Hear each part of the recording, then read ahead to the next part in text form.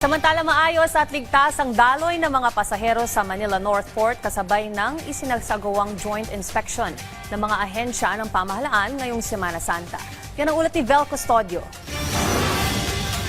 Mula Baguio, babiyahe pa patungong Cebu si Rose. Alas 4 pa lang ng umaga, nasa passenger terminal na siya ng Manila North Port. Pero alas 9 pa ng gabi ang schedule ng biyaheng kanyang binook. Buti na lang aniya, maayos ang serbisyo ng pantalan sa mga pasahero. Ang hirap din kasi lalo pa may baby ako, ang init pa. Pero ang importante naman, ang nakagandahan, hindi masyadong crowded, so wala masyadong tao. Maganda naman ma'am, inaasikaso kami, tinitignan kami kung okay ba kami. Tapos yung CR maganda din, wala namang problema dito. Kasi yung mga gamit din namin, pinaalala na sa amin kung okay lang ba, baka may mawala.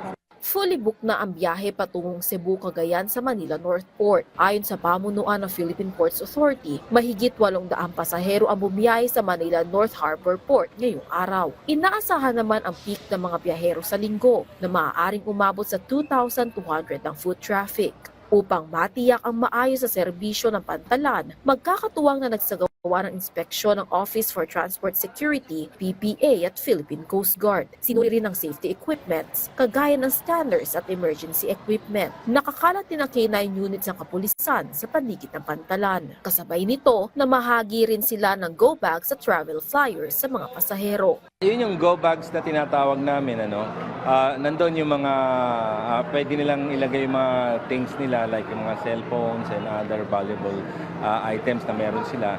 And of course, pwede rin gamitin parang life vest. Habang nakasaad naman sa flyers ang mga dapat dalhin at mga ipinagbabawal dalhin sa mga pantalan, airport at mga bus terminal. Usually, maraming nakukuha ng mga bladed weapons at yung mga bawal dito sa mga ports natin. Kasi nga, yung iba kasi talagang di nila alam na bawal pala magdala ng mga maliliit na kutsilyo, bawal pala magdala ng mga easy open cans.